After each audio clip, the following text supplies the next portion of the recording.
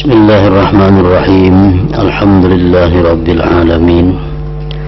Wassalatu wassalam ala asyrafil anbiya wal mursalin Sayyidina wa habibina Muhammadin wa ala alihi wa sahbihi ajma'in. Umpama ada yang bertanya,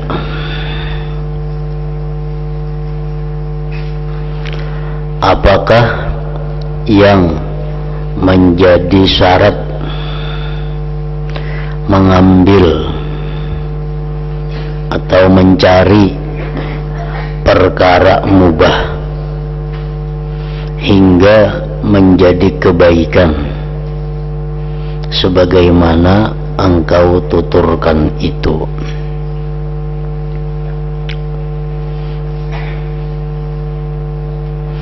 Apa syaratnya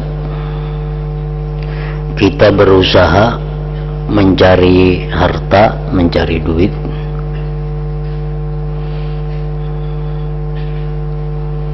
Apa syaratnya supaya mencari harta, duit, atau menerima pemberian orang berupa harta atau duit tadi menjadi kebaikan, menjadi pahala artinya?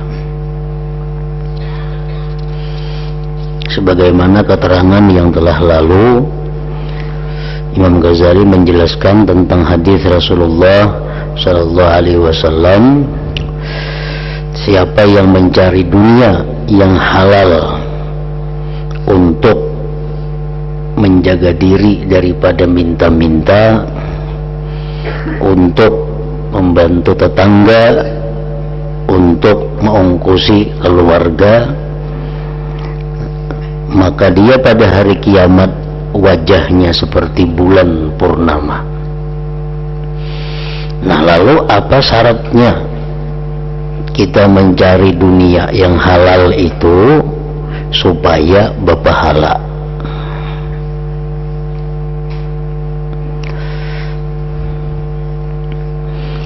Ketahuilah bahwa hal itu memerlukan dua syarat supaya berusaha mencari yang halal menjadi kebaikan, menjadi pahala, yaitu keadaan. Yang pertama keadaan, dan yang kedua maksud, niat.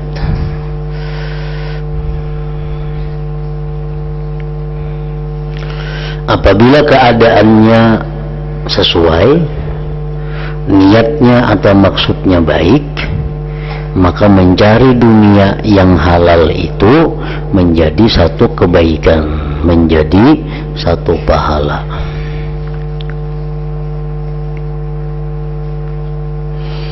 Nah, yang pertama keadaan. Kalau hendak mengambil perkara mubah seperti dunia yang halal, haruslah dalam keadaan uzur. Nah, itu pertama, yaitu sekira umpama tidak mengambilnya maka bisa dituntut. Nah, jelasnya umpama orang tidak mengambil perkara mubah itu, atau orang tidak mencari dunia yang halal itu, maka ia terputus, terdinding dari perbuatan fardu atau sunat.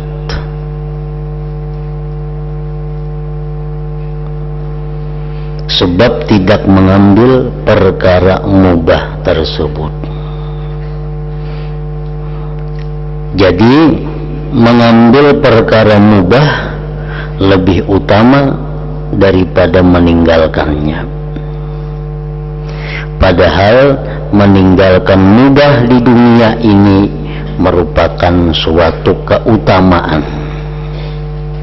Kalau keadaannya demikian, maka itulah keadaan uzur. Nah, syarat yang pertama. Syarat yang pertama, keadaan. Arti keadaan itu, kalau inya kada berusaha mencari duit yang halal, atau andai kata ia kada menerima bantuan dari yang halal, maka dia kada bisa melakukan kewajiban atau melakukan yang sunat. Contohnya, hari ini kita hendak menafkahi keluarga, memberi makani anak, bini, dan orang-orang yang wajib kita nafkahi. Namun pada hari ini kita kada berisi duit,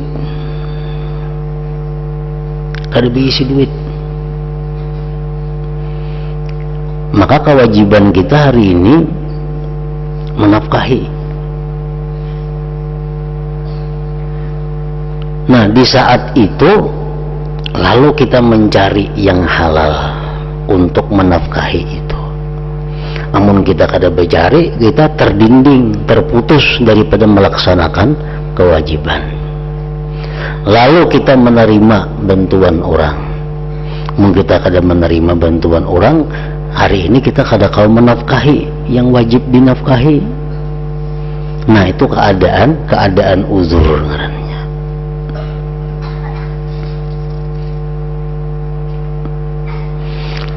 Itu nang keparduan, nang kewajiban.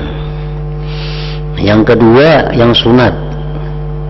Hari ini kita nih hendak membantu tetangga, membantu keluarga, membantu siapakah yang perlu dibantu, tapi kada berduit. Lalu kita kada kawa melaksanakan sunat membantu itu. Lalu hari ini kita berusaha mencari duit. Nah, lalu kita hari ini menerima bantuan orang karena untuk melaksanakan niat kita membantu orang yang sunat tadi. Nah, itu ngarannya keadaan uzur. Jadi pertama syaratnya adalah keadaan uzur dahulu. Maksud niat yang kedua, kalau akan mengambil perkara mubah harus ada niat, mempersiapkan diri dan mengambil bantuan untuk beribadah kepada Allah Subhanahu wa ta'ala, yaitu harus ingat bahwa seandainya mengambil mubah itu tidak dapat untuk beribadah kepada Allah Ta'ala, tentu tidak jadi mengambilnya. Seandainya mengambil mubah itu tidak dapat untuk beribadah kepada Allah Ta'ala, tentu tidak jadi mengambilnya. Ini namanya ingat hujjah. Nah, ingat hujjah, ingat alasan. Karena ada ingatan kepada hujjah, kepada alasan dalam keadaan uzur, maka mengambil perkara mubah dari dunia harta yang halal adalah suatu kebaikan dan tata kerama, adab artinya. Nah, jadi dua itu syaratnya. Hari ini kita hendak menafkahi keluarga, duitnya kadada, maka menafkahi wajib. Duitnya kadada, nampak yang dinafkahkan nih. Nah, itu ngarannya keadaan uzur. Lalu kita mencari duit disertai dengan niat. Niatnya apa? Niatnya untuk melaksanakan keparduan. Nah, jadi keadaan uzur sebuting, yang kedua niat. Bila tergabung dua itu, maka inya mencari yang halal atau menerima bantuan yang halal menjadi kebaikan, menjadi pahala.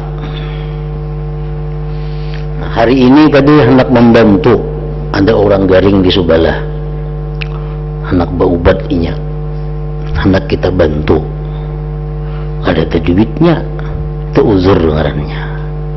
Lalu kita berusaha mencari duit atau menerima bantuan orang yang halal, niatnya untuk membantu orang berobat tadi. Nah, itu hanya mencari yang halal atau menerima bantuan yang halal tadi menjadi sesuatu perbuatan hasanah, perbuatan kebaikan atau pahala.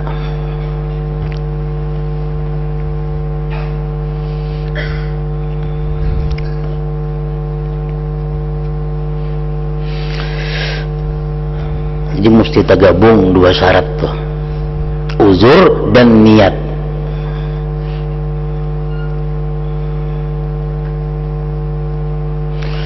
Adapun kalau sekarang keadaan orang itu adalah keadaan uzur, tetapi tidak ada niat dan ingatan seperti tersebut di atas,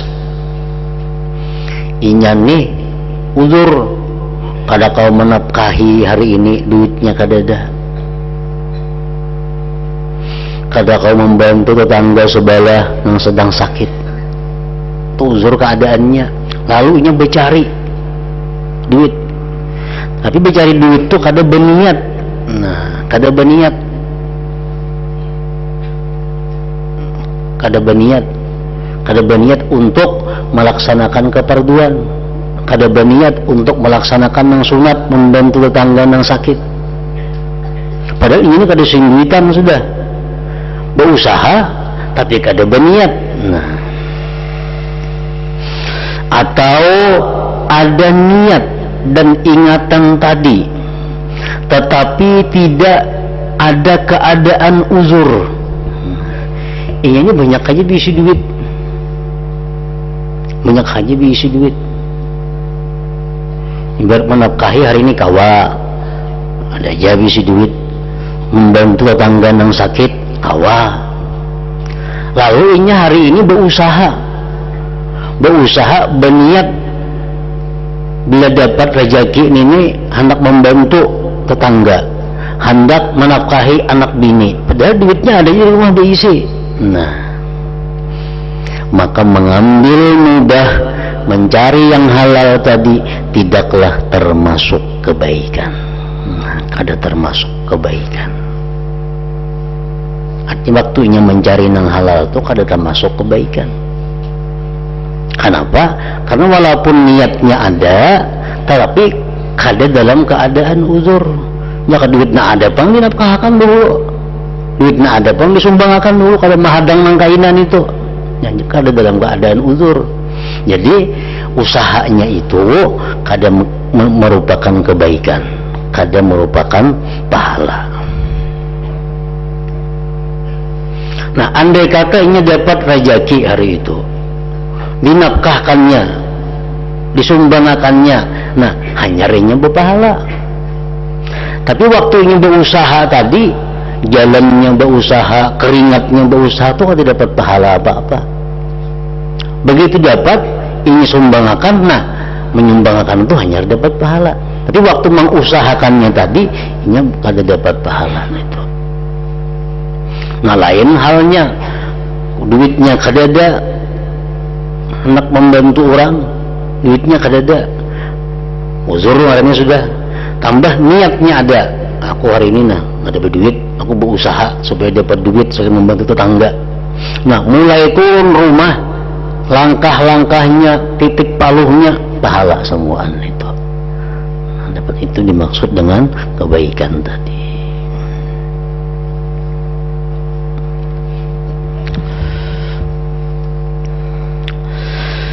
Kemudian istiqamah, tetap terus-menerus menjaga tata kerama yang demikian ini memerlukan kewaspadaan dan niat yang bulat.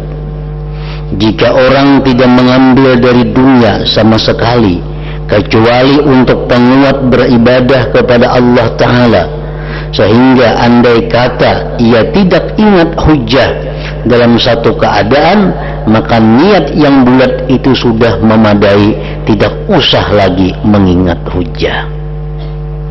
Nah, kalau orang ini sudah kebiasaan macam itu, ini sudah kebiasaan tiap hari membantu orang, tiap hari menafkahi anak, sudah kebiasaan tiap hari membantu orang, tiap hari menafkahi anak, keluarga, niatnya untuk keperduan, niatnya untuk nang sunat itu tiap hari sudah istiqamah. Satu hari ini ada lupa lawan niat itu, satu harinya lupa dengan niat itu. Nah, itu kada mengapa lagi, kada mengapa lagi, karena sudah sebelumnya sudah jadi kebiasaan, sudah istiqamah. Sama halnya orang tiap kali sembahyang berjamaah, ini sudah tiap kali sembahyang berjamaah, tiap kali sembahyang berjamaah sudah istiqamah. Satu harinya sakit, kada kawa berjamaah, sakit. Nah, walaupun inya kada berniat, tetap dapat pahala, tetap dapat pahala. Kenapa? Karena sebelumnya sudah dibuktikan, amunnya sihat saja inya berjamaah, pas inya garing kada perlu niat, nah, sudah dapat pahala. Orang tiap minggu menuntut ilmu, tiap minggu rutin istiqamah menuntut ilmu, suatu hari inya ada halangan, lalu kada menuntut ilmu, dapat pahala walaupun kada berniat, walaupun kada berniat. Contohnya lagi, inya ni mbahnu berjamaah, mbahnu kada. Nah, mbahnu berjamaah, mbahnu kada aktif, kada istiqamah. Suatu hari garing inya, lalu kada kawa kalanggar, kada berpahala inya, kada dapat pahala jamaah walaupun nya garing, kecuali niat. Nah, manjakannya kada garing kok langgar na, tapi hari ini garing bang, nya kada kawa kalanggar, nah hanya dapat pahalanya karena sebelumnya kada istiqamah, sebelumnya barang kambingan.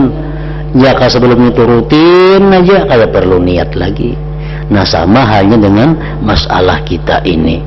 Ini sudah kebiasaannya, bila inya waktu uzur, waktunya kada berduit, inya mencari nafkah, tujuannya pasti untuk ibadah. Nah, satu hari inya kada berduit, inya mencari nafkah, niatnya kada ingat lagi, sudah masuk, cukup, sudah memadai, itu dapat pahala karena kebiasaan sebelumnya sudah demikian, sudah punya niat yang baik. Nah, guruku, ujar Imam Ghazali, Abu Bakar Al-Warraq berkata, 3 perkara ini menjadi syarat untuk mengambil mubah, yang satu keluar dari yang lain. Artinya, ingat hujjah, ingat alasan, dan keadaan itu harus ada. Itu harus ada. Keadaan uzur kada berduit itu satu dulu syaratnya. Karena inya kada berduit hendak menafkahi anak bini, karena kada berduit hendak membantu orang, lalu inya berusaha mencari yang halal dengan niat, ingat inya dengan niat untuk kebaikan tadi. Nah, itu mesti ada supaya dapat mengambil mubah sebagai kebaikan menurut asal. Sedangkan niat bulat untuk memenuhi kewaspadaan menjadi syarat adanya istiqamah dalam mengambil mubah. Nah, kalau sudah istiqamah, itu kawahannya kada berniatan lagi, sewaktu-waktunya kada ingat, kada jadi masalah, tapi syaratnya mesti istiqamah terlebih dahulu. Pahamilah keterangan ini, mudah-mudahan engkau mendapat petunjuk yang benar.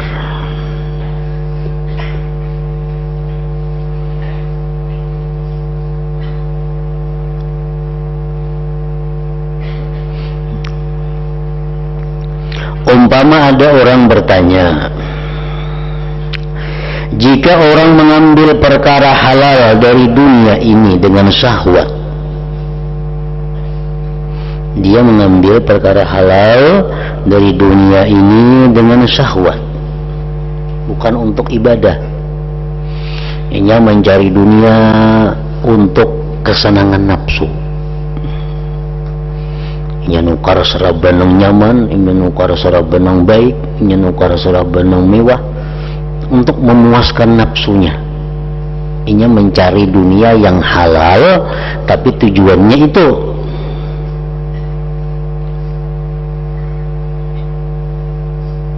Apakah yang demikian itu dianggap maksiat?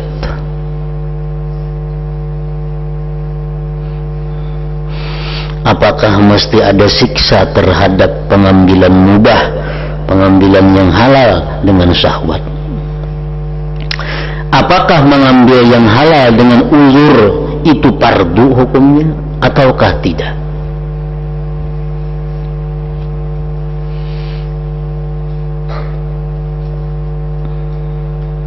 Jadi ada 3 pertanyaan. Pertanyaan pertama, kalau kita mencari dunia, mencari duit untuk kesenangan nafsu, apakah itu berdosa atau kada? Kalau kita mencari dunia untuk kesenangan nafsu, apakah kita disiksa di akhirat atau kada? Yang ketiga, kita mencari dunia karena kita kada berduit, apakah itu wajib atau kada? Maka ketahuilah bahwa mengambil mubah, mengambil yang halal dengan uzur ini adalah fadilah, keutamaan, dan engkau boleh menamakannya kebaikan dan kebagusan. Perintah mengambil yang mubah, yang halal dengan uzur merupakan perintah dengan maksud mengajarkan tata kerama.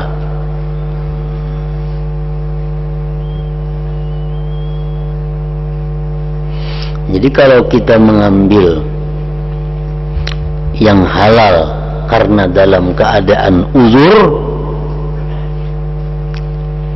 kita mencari yang halal karena kita dalam keadaan uzur kada sing duitan, nah itu merupakan satu kebaikan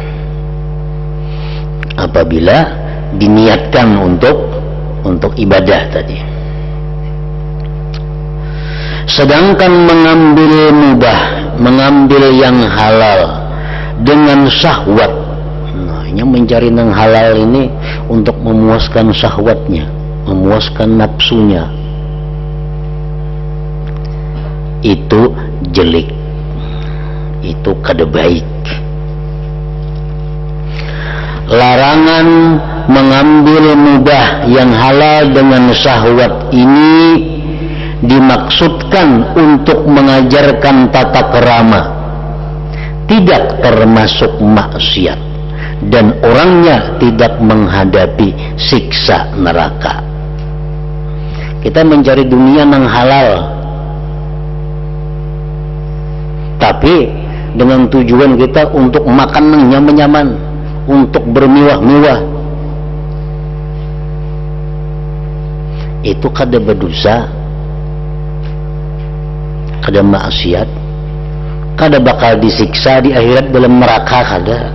Cuma ini orang kurang ajar, kada beradab, artinya kada beradab. Nah, hanya saja orang itu bakal ditahan dan dihisap, dicela dan dijelik-jelikan, nah, di akhirat, di padang mahsyar kahina. Amunnya bacang ka neraka kada, bacang maksiat kada, nyen halal aja bang. Cuma di akhirat kayaknya bakal ditahan lawas, dihisap, nah, dijelik-jelikan.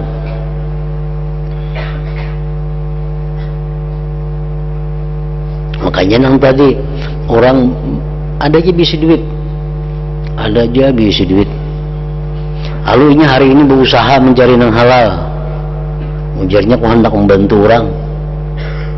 Dan duit ada aja bisa, tapi nya bercari dulu hari ini supaya duit nanti jangan tagarak.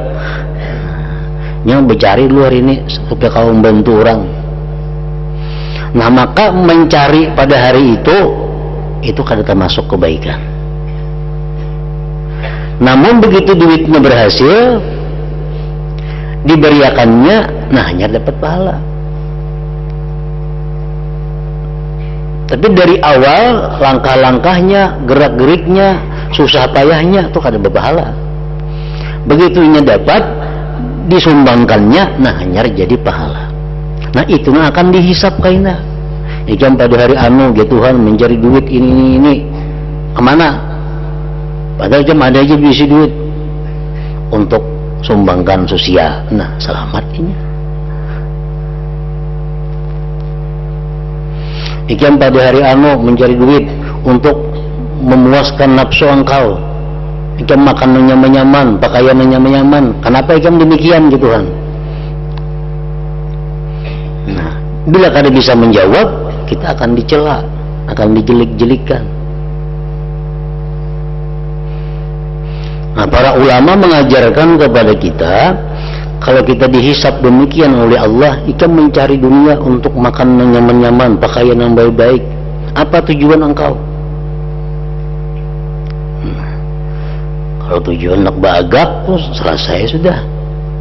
Tujuan supaya jangan disamai orang, sudah jadi maksiat jadinya. Tapi kalau tujuannya kenapa ikan bercari untuk makan yang nyaman-nyaman, ikan berpakaian yang nyaman-nyaman? Dijawabnya umpamanya untuk menambah kesyukuran hamba kepada engkau. Nah, menambah kesyukuran kepada engkau. Karena dengan makan yang nyaman-nyaman, dengan pakaian yang baik-baik, hamba lebih bersyukur kepada engkau daripada makan yang kada nyaman dan pakaian yang kada baik. Nah, selamat ini. Tapi dihisap dulu, ditanyai dulu. Bila bisa menjawab, selamat. Bila kada bisa, akan dijelik-jelikan.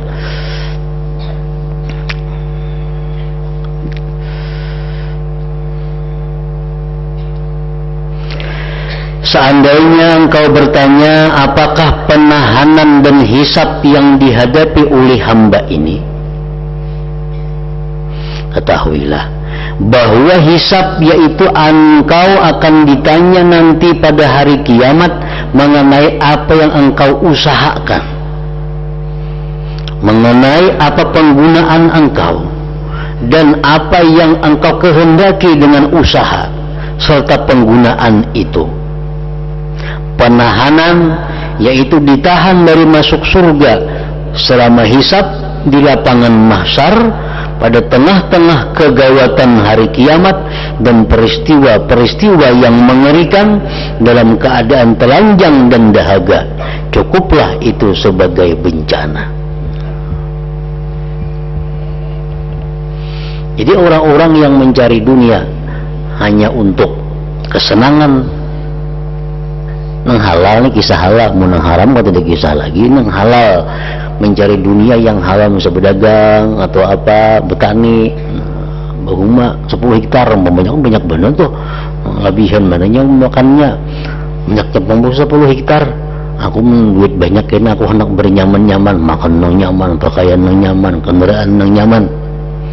Nah itu kada berdosa, kada masuk neraka, itu tujuannya. Tapi kayaknya di akhirat dia akan dihisap. Nah, akan ditahan, ditanya dahulu. Nah, apakah kan nyaman-nyaman memuasakan nafsu itu? Nah, jadi kalau inya pintar, inya tahu, ya tadi untuk meningkatkan syukur kepada engkau, untuk meningkatkan, menambah kesyukuran kepada engkau. Lain syukurnya.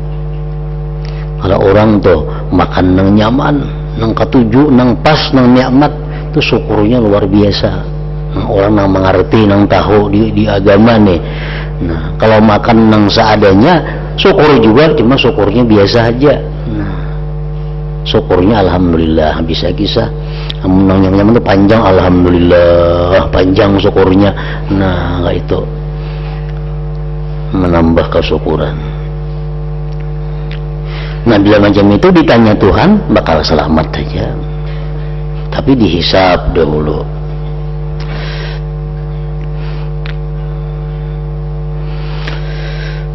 Dihisab di padang mahsyar pulang, di tengah-tengah kegawatan hari kiamat, mana betilanjang dan dahaga, cukuplah itu sebagai bencana.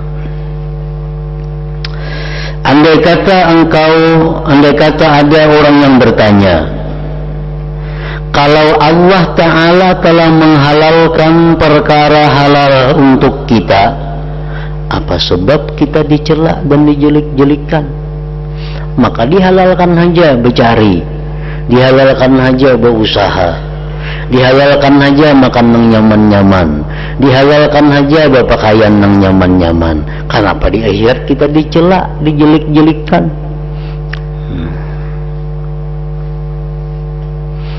Ini untuk orang yang bernyaman-nyaman, yang bermewah-mewah, untuk menikmati. Di garis bawahi ini itu untuk menikmati. Amal saganang supaya paharatnya sekampungan itu sudah masuk neraka, sudah itu kada dikisah lagi. Ini beulahin supaya paharatnya sekampungan, ini makai ini supaya jangan disamai orang. Nah itu sudah sombong tujuannya itu kan ada kisah. Ini kan kisahnya hanya untuk ini ketujuan aja. Ini makaian yang baik-baik ketujuh jadinya, kada bagak kada ada, cuma ketujuh. Nah makanan nyaman-nyaman, ini ketujuh, bukan bagak maharati orang kada. Nah itu kan boleh aja nih itu halal aja, tapi kenapa dijelik-jelikkan di akhirat? Kenapa dicela? Ketahuilah bahwa mencela dan menjelik-jelikkan itu karena orang meninggalkan tata kerama. Orang nang mencari dunia nang halal hanya untuk menyenangkan nafsunya, hanya untuk meneruskan syahwatnya, itu meninggalkan adab dengan Tuhan, meninggalkan tata kerama. Sama halnya dengan orang yang didudukkan pada meja makan raja lalu meninggalkan tata kerama, maka tentu ia dijelik-jelikkan dan dicela meskipun makanannya diperbolehkan. Kita ini diundang oleh kerajaan makan, berarti makanan itu kan sudah dibolehkan kita makan, tapi ini makannya kada beadab, ini hantam terus, yang sini kukutnya, sana ambilnya, iwak ini makannya habis, dimakani pengurang semuaan, kan dicela orang tuh, mana itu orang gahaknya makan. Nah, padanya halal aja, cuma kada beadab, lalu dicela orang. Nah sama halnya orang yang mencari dunia yang halal, itu kada jadi masalah, cuma dicela. Menjadi dunia yang halal untuk bermegah-megah, untuk bersenang-senang, itu halal, cuma kada beadab, lalu dicela kena di akhirat. Jadi asal dalam bab ini bahwa Allah Ta'ala menciptakan hamba agar beribadah kepadanya, itu tujuan. Wa ma khalaqtul jinna wal insa illa liya'budun. Tidak kuciptakan jin dan manusia melainkan untuk beribadah. Itu tujuan manusia dicipta itu untuk ibadah, bukan untuk bersenang-senang. Tapi kalau bersenang-senang menghasilkan ibadah, itu selamat saja. Bersenang-senang menghasilkan ibadah, itu selamat. Kayak tadi kita makan yang nyaman, pakaian yang nyaman, cuma tambah syukur lawan Tuhan, itu selamat saja. Nang dijelik-jelikkan itu hanya untuk menyaman-nyaman aja. Tujuannya hanya untuk menyaman-nyaman, titik dari situ. Nah, jadi asal dalam bab ini bahwa Allah Ta'ala menciptakan hamba agar beribadah kepadanya, itu tujuan. Hamba itu adalah hamba Allah Ta'ala. Kita ini adalah hamba Allah Ta'ala. Dari segi apapun kita hamba Allah. Karena itu sudah sewajarnya jika hamba mesti beribadah kepada Allah dari jurusan manapun yang memungkinkan dan menjadikan semua perbuatannya sebagai ibadah kepada Allah dari arah manapun yang mungkin ia lakukan. Berhubung kita ini hamba Allah, diciptakan untuk ibadah, mestinya hidup kita ini adalah tujuan utama ibadah. Yang lain itu hanya penggiring, yang lain itu hanya pendukung untuk ibadah. Nah, itu manusia yang berakal, yang tahu diri. Allah menciptakan aku ini untuk ibadah. Al-Quran mengatakan tadi ayatnya sudah. Nah, jadi aku ini harus beribadah, tujuan hidup. Yang lain-lain itu hanya marami ibadah aja. Makanya sangat kada berakal kalau orang sibuk dengan urusan-urusan lupa beribadah. Nah, ini sangat kada berakal. Lupa dengan tujuan hidup, lupa dengan tujuan diciptakan. Kesibukan urusan beribadah kada tagawi lagi. Nah, itu terbalik ngarannya. Pada ibadah itu mestinya adalah tujuannya, intinya. Kayak orang beracara, misal acara haul umpamanya, acara akad nikah, itu kan intinya apa? Intinya akad nikah itu. Nah, cuma sebelumnya itu ada acara-acara yang menunjang ke akad nikah, baca Al-Quran dulu, baca Fatihah dahulu. Nah, itu hanya sebagai acara-acara yang menunjang kepada tujuan utama akad nikah. Nah, sangat kada berakal acara akad nikah. Sekalinya mengaji macam-macam, kada ingat lagi akad nikahnya. Nah, kan luput nih tuh ngarannya. Maka tujuannya akad nikah kita berkumpul nih. Kebanyakan acara sambutan ini, sambutan itu. Betah hari anda ada juga akad nikahnya lagi. Nah, ini luput ngarannya. Nah, sama hanya manusia dicipta oleh Allah intinya untuk ibadah, tapi Allah menyediakan sesuatu yang menunjang ibadah itu. Berusaha cari makan supaya bertenaga, cari pakaian supaya bagus, supaya ibadah terlaksana. Karena itu sudah sewajarnya jika hamba mesti beribadah kepada Allah dari jurusan manapun yang memungkinkan dan menjadikan semua perbuatan sebagai ibadah kepada Allah dari arah manapun yang mungkin ia lakukan. Kalau tidak mau melakukan yang demikian dan memilih kesenangan nafsunya serta melupakan ibadah kepada Tuhan karenanya, sementara itu ia mampu melakukannya tanpa ada uzur, pada tempat hidupnya adalah tempat berkhidmat dan beribadah kepada Allah, bukan tempat bernyaman-nyaman dan menyenangkan nafsu, maka sudah semestinya bila dicela dan dijelik-jelikkan oleh tuannya.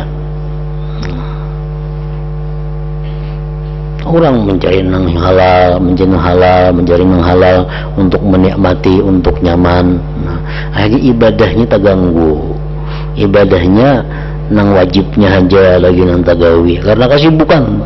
Nah, itu dia dicela oleh Tuhan. Kami orang urus nafsu ikan di Tuhan, ibadah makam tinggal kurang ini. Nah, itu dicelaknya di situ. Padahal dunia bukan tempat bersenang-senang, dunia tempat untuk mencapai kemuliaan di akhirat.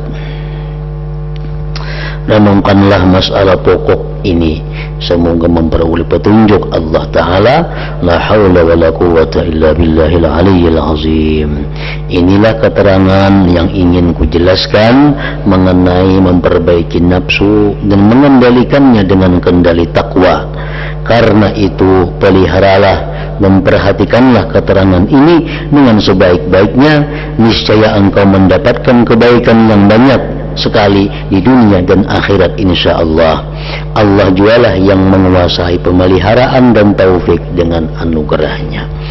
Nah, kemudian pasal Hadratin Nabi sallallahu alaihi wasallam. Al-Fatihah.